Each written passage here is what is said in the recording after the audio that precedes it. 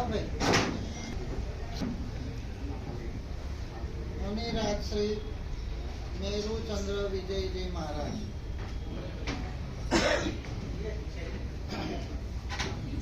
चूंकि एमनी ओळखाण परिचय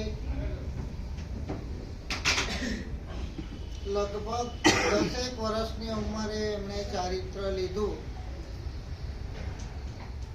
અત્યારે 70-72 વર્ષની ઉંમર હશે, એટલે કે 60-62 વર્ષનો એમનો નિર્મળ ચારિત્ર. બીજો વિશેષ ગુણ એ કે આખી જિંદગી અમારા ગુરુદેવ હેમચંદ્ર સુરીશ્વરજી મહારાજાની સાથે રહ્યા, એમની અદ્ભુત સેવા કરી, પૂર્ણ સમર્પિત થઈને રહ્યા. અને જે વ્યક્તિ સરળ હોય એને સામી વ્યક્તિના હૃદયમાં સ્થાન બહુ સરળતાથી મળે. બુદ્ધિશાળીને જલ્દી ના મળે, કેમ કે તર્ક, બુદ્ધિ, વિતર્કો, વિદ્વત્તા, હોશિયારી, જ્ઞાન, આવડત આ બધું અમુક અંશે ક્યાંક બાધક રૂપ બનતું હોય છે, અહંકારના કારણરૂપ પણ બનતું હોય છે. મુનિ મેરુચંદ્ર વિજય મહારાજ એટલે સરળતાની મૂર્તિ કહેવાય. બુદ્ધિનું એક લેવલ એવું હતું કે જ્યાં કોઈ માયા, પ્રપંચ, કપટ, આઘી પાછી એનો કોઈ અંશ પણ એમને આખી જિંદગીમાં સ્પર્શતો અમે જોયો નથી. કેવું હોય તો એમ કહેવાય કે નાના બાળક જેવા હતા. 5, 7, 8 વર્ષનો બાળક જે સરળ હોય, જે નિખાલસ હોય, જે નિર્દોષ હોય અને જે નિર્મળ હોય, આવી સરળતા, નિર્મળતા, નિર્દોષતા અને નિખાલસતા આ મુનિ મેરુચંદ્ર વિજયજીમાં હતી. જ્યાં સ્તંભન પાર્શ્વનાથ ભગવાનના બેસણા છે, અને જે અમારા ગુરુદેવનું ગામ છે એ જ ખંભાત ગામ એમના એ વતની હતા. અને આટલા દિવ્ય સંયમ પર્યાયની અંદર જ્ઞાન કદાચ ઓછું હશે, પણ એમની સરળતા અને સાધનાના કારણે ઉત્તરાધ્યાન સૂત્ર એમ કે છે, જ્ઞાની હોય તરી જાય એવો નિયમ નહીં, તપસ્વી પણ તરી જાય એવો એકાંતે નિયમ નહીં, બહુ ઘોર સાધના કરનારા પણ તરી જાય એવા પણ એકાંતે નિયમ નહીં. પણ એમ લખ્યું છે ધમ્મો શુદ્ધ જાય, જેમનું હૃદય બહુ સરળ છે એ આત્માને તરવાનું નિશ્ચિત છે. મેરુચંદ્ર વિજય મહારાજ માટે એક લીટીમાં એમ કહેવું હોય તો કહેવાય સુખી જીવડો. શું કહેવાય? સુખી જીવડો. આખી જિંદગી નો ટેન્શન એટ ઓલ. એમના ગોચરી પાણી, એમના બાળકો, કેમ કે ચાઇલ્ડ સ્પેશિયાલિસ્ટ હતા, બાળકો બહુ જ ગમતા હતા. સરળતા, ભોળપણ, બાળકો આવે નિર્દોષતાથી બેસાડે, ભણાવે, ગણાવે, પરીક્ષા લે, ઇનામ આપે, તૈયાર કરે. બાળકો પણ ખુશ અને એ પણ ખુશ. બાળકો જયારે આવીને બેઠા હોય ને, ગમે તેવો અતુલભાઈ કરોડપતિ માણસ આવે તો કઈ જતા તમારું કામ નથી. મારે બાળકની એક મસ્તીની અંદર હંમેશા મસ્ત રહેતા હતા. 72 વર્ષમાં ક્યારે પણ હોસ્પિટલ જોઈ નથી જિંદગીમાં. આ છેલ્લા 15 દિવસ બહુ સ્વાસ્થ્ય સારું, આખી જિંદગી આરાધના પણ સુંદર કરી. અત્યારે સૌથી અઘરી સાધના છે ને ગુરુકુલ વાસમાં રહેવાની છે.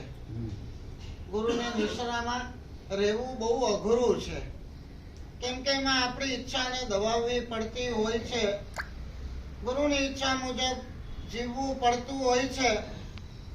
પણ આ મેરુચંદ્ર વિજય આખી જિંદગી ગુરુ મહારાજની નિશ્રાએ રહ્યા. અને મેં કીધું ને હમણાં કે સરળ માણસ સામી વ્યક્તિના હૃદયમાં બહુ સરળતાથી સ્થાન મેળવી લે. અમારા ગુરુ મહારાજને અનેક વખત અમે જોયા છે, આમ વિહાર કરવાનો હોય મને કે છો મેરુ આવ્યો કે બાકી છે, મેરુ આવ્યો કે બાકી છે. હૃદયમાં રહેલા સ્થાનનું આ સૂચક છે. ગુરુ મહારાજ બી એટલા મોટા હોય, 25-50 શિષ્યો હોય, પણ આપણી વ્યવહારિકતા અતુલભાઈ એવી છે ને કે નબળા ઉપર છે ને વધારે ફોકસ થાય. થોડા ઓછા ભણેલા હોય, મંદ બુદ્ધિ વાળા હોય ઘરમાં સંસારમાં, તો એનું જરાક વધારે ધ્યાન રખાય. એમ અમારા ગુરુદેવ પણ આ મેરુચંદ્ર વિજય બધા થોડા જ્ઞાનના ક્ષેત્રે થોડા નબળા વગેરે હતા, અને એના જ કારણે ગુરુ મહારાજનું એમના ઉપર વધારે પડતું ધ્યાન હતું. જેનું જીવન સરળ છે, કદાચ સંયમમાં ઓછા વત્તા દોષ હોય એટલું મહત્વનું નથી. આપણે કદાચ મહત્વ આપી દેતા હોઈશું, પણ સ્વભાવની સરળતા બહુ મોટી વાત છે. આ સરળતાના કારણે જિંદગીમાં ક્યારેય અશાંતા કે અસમાધિ થઈ નથી. પહેલી ને છેલ્લી વાર હોસ્પિટલાઇઝ થયા. તમે બિલીવ નહીં કરો કે હોસ્પિટલમાં જવાનું તો આગલા દિવસે તો કશું નહોતું. પોતાનો કાપ પોતે જાતે કાઢ્યો હતો, અને બીજા દિવસે સવારે ઉઠ્યા ઓલોપ સડન મોઢું જરા ફરી ગયું, જીભ થોથવાઈ ગઈ, મોઢામાંથી જરા ફીણ નીકળી ગયા. ઓલોપ સડન હોસ્પિટલાઇઝ કર્યા. 4-6 દિવસ આઈસીયુમાં રાખ્યા, બહાર લાયા, અહીંયા ઉપાશ્રયમાં લાયા. નવરંગપુરા સાથે લેણ દેણ હશે કઈ, 2 ચોમાસા કર્યા ને એટલે થોડી લેણ દેણ થઈ જાય. કઈ કલ્પના નથી ને અહીંયા આવ્યા એચસીજી ના હિસાબે. આગલા દિવસ સુધી એટલે પરમ દિવસ સુધી પૂર્ણ સભાનતા હતી. બીજાનો વિચાર કરવો એ બહુ મોટી સાધના છે.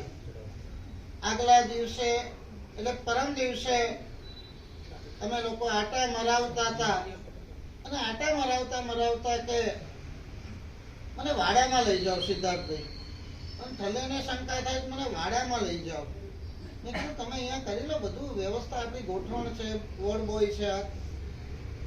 આ છોકરાઓને અને આ મહાત્માઓને સેવા લેવી પડે, સાફ કરવું પડે, એ મારાથી જોવાતું નથી.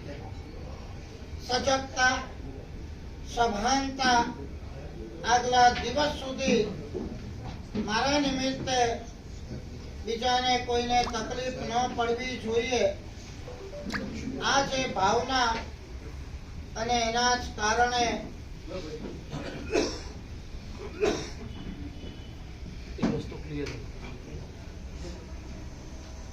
એમ કહેવાય કે જીવન જીતી ગયા.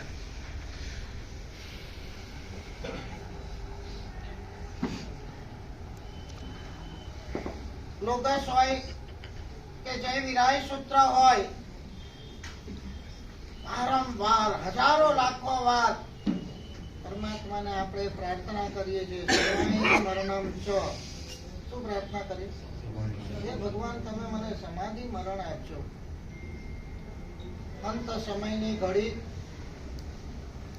શરીરમાં પીડા રહિત પણ હોય, મનમાં હાઈ હોય ન હોય, બીજા કોઈ ટેન્શન ડિપ્રેશનો ન હોય. આ સમાધિ બહુ દુષ્કર છે, મુશ્કેલ છે. આટલું ચારિત્ર પાડ્યા પછી પણ આજે અમને ડર છે, ભય છે કે સમાધિ મળશે કે નહીં. એક્સિડન્ટોમાં સાધુ સાધ્વીના પણ ફૂરચા ઉડી જાય છે. કર્મને કોઈની શરમ નથી, અને ક્યાંય કર્મકાળ ભવિષ્યતા ભાગ્ય નિયતિ સમય સંજોગ પરિસ્થિતિ આની સામે બધા લાચાર છે. જંબુ વિજય મહારાજ જેવા ફૂરચા ઉડી જાય, ક્યાંય કોઈ ગણિત નથી. આટલું સંયમ પાડ્યું તોય આવું થયું. નો મેથેમેટિક્સ એટ ઓલ, કશું જ ગણિત અહીંયા છે નહીં.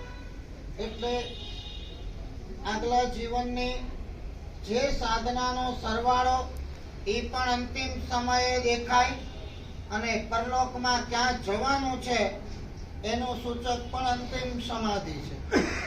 એવી આ મેરુચંદ્ર વિજય મહારાજને એટલી અદ્ભુત સમાધિ, એટલું અદ્ભુત મરણ મળ્યું.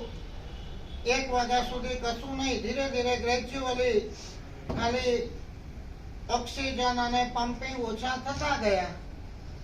એકદમ સમાધિમાં અમારા મહાત્માઓ બધા ધન્યવાદ આપીએ એટલા ઓછા છે. ફરજ છે, સમજીએ છે. તમારે પણ અંતિમ સેવા જોઈતી હોય, સમાધિ જોઈતી હોય તો અહીંયા આવજો. હા, ત્યાં તમારું કોઈ ભાવ નથી પૂછવાનું. જયેશભાઈ હોસ્પિટલમાં મૂકી દેશે, વોર્ડ બોય રાખી દેશે, નર્સો મૂકી દેશે. આ તમારી અવસ્થા છે ને અમારી અવસ્થામાં સાધુઓ સેવા કરવામાં મરી પડતા હોય છે. શું કહું તમને, આ મહાત્માઓ આમ હવે આવી અવસ્થામાં તો એકી બેકી પણ બેડમાં થઈ જાય અને એકી બેકી અમારા સાધુઓ જ્યારે સાફ કરે ને ત્યારે મારી આંખમાં પણ પાણી આવી જાય. સંસારી અવસ્થાની અંદર બધા દૂર ભાગે અને ક્યારે કેસ કોલેપ્સ થાય એની રાહ જોતા હોય અને અહીંયા દિલ દઈને મહાત્માઓ સેવા કરતા હોય. અમારા વિવેકસાર વિજયને કોઈ એવું પુણ્ય હશે કે એ માંદા પડ્યા ને એ આયા પહેલા દિવસથી અંતિમ શ્વાસ સુધી એમણે સેવા કરી. ખડે પગે 24 કલાક. સિદ્ધાર્થભાઈ રાતના પણ જાગતા જ હોય, કારણ કે રાતના પણ મગજ કંટ્રોલમાં નહોતું એટલે બડબડ કઈ ને કઈ બોલ્યા કરે. કઈ તકલીફ થાય, આ થાય, તે થાય, ઓલું બાંધ્યા હોય તો તોડી નાખે, ઓલી નળી કાઢી આવો. પણ 24 કલાક એલર્ટ. એવા જ અમારા પદ્મ પ્રેમ વિજય, વિમલ યશ વિજય અને સાથે માણસોમાં અમારા મયુરભાઈ છે કે મયુરભાઈ, રવિભાઈ અને એક વોર્ડ બોય હતો પવન કરીને. આ 6 જણાએ જે સેવા કરી છે 15 દિવસ, દાદ માંગી લે એવી સેવા. છેલ્લે આવા સેવકો મળવા ને એ પણ સમાધિમાં નિમિત્ત હોય છે. આ બધા પણ ધન્યવાદને પાત્ર છે અને એમણે ગુરુદેવની કરેલી સેવા અને જીવનભરની સરળતા એના કારણે એવું કહેવાનું મન થાય કે મેરુ મહારાજ જેવી પણ સમાધિ મને મળે ને તો પણ ખાણું. એવું અદ્ભુત પીડા રહિત, હાઈવોય રહિત. અને હમણાં કીધું ને તમને ને મને છે ને ઢગલો ટેન્શન હશે, તમને સંસારના કમાવાના, અર્થકામના અને અમને કોઈ શાસનના કામોના. ટેન્સ ફ્રી માઇન્ડ જો કોઈનું હોય તો આ મેરુચંદ્રજી. સુખીમાં સુખી જીવડો. ગોચરી વાપરીને સુઈ જાય એટલે તરત આંખ મીચાઈ જાય. આપણે તો પડખાઓ ફેરવવા પડે ને, આડોટો અત્યારે એવું પડે. મારી દ્રષ્ટિએ મેં ટાઇટલ આપ્યું સુખી જીવડો. આવા મેરુચંદ્ર મહારાજ ગઈકાલે 5:15 વાગે પૂર્ણ સમાધિ સાથે, શરીરની સ્વસ્થતા સાથે અરિયંત બધા મહાત્માઓ દ્વારા ધૂન કરાવતા હતા અને સાંભળતા છેલ્લી મિનિટ સુધી સભાનતા હતી. ચકાસતા હતા અમે આ કોણ છે. પરફેક્ટ જવાબો આપે. 50 વર્ષ પહેલાના ઇતિહાસો, ભૂગોળો બધા બોલે, બધું યાદ. એ બધી સજગતા સાથે પૂર્ણ સમાધિ સાથે કાળ ધર્મ પામ્યા છે. એમનો આત્મા સદગતિમાં ગયો એવું નિશ્ચિતપણે આપણે કહી શકીએ. નિશ્ચિતપણે. કેમ કે 60 વર્ષનો આટલો સંયમ પર્યાય, આવી સરળતા, આવી ગુરુ ભક્તિ, આવો ગુરુકુલ વાસ અને ક્યાંય જિંદગીમાં સિદ્ધાર્થભાઈ એક પણ દુશ્મન નહીં. એમના માટે ઘસાતું બોલનાર એક પણ વ્યક્તિ નહીં. આજે દીક્ષા દીધી. ગઈકાલે જે એમણે કાળ ધર્મનો દિવસ પસંદ કર્યો એ પણ અમારા રામચંદ્ર સુરીશ્વરજી મહારાજનો દીક્ષા દિવસ, ભુવન ભાનુસુરી મહારાજનો દીક્ષા દિવસ અને આદિશ્વર પરમાત્માનો નિર્વાણ કલ્યાણક મેરુ તેરસ. આવો દિવસ આવા સાધના કરીને ગયા હોય. હા? હવે આવશે. હા. હવે આવશે મેરુ તેરસ હવે આવશે. આ દિવસ હવે આવશે. પણ આ બે મહાપુરુષોનો દીક્ષા દિવસ અને આ સરસ મજાનો દિગ્પદ દિવસ પસંદ કરી પૂર્ણ સમાધિ સાથે ગયા. એમના આત્મા પરમ શાંતિને પ્રાપ્ત કરે એવી પ્રાર્થનાને આપણે લાયક નથી, કેમ કે પરમ સમાધિ પ્રાપ્ત કરવાના જ છે, સદગતિ પ્રાપ્ત કરવાના જ છે. આપણા જીવનમાં પણ એમના જેવી સરળતા આવે એવી પ્રાર્થના એમને કરવી.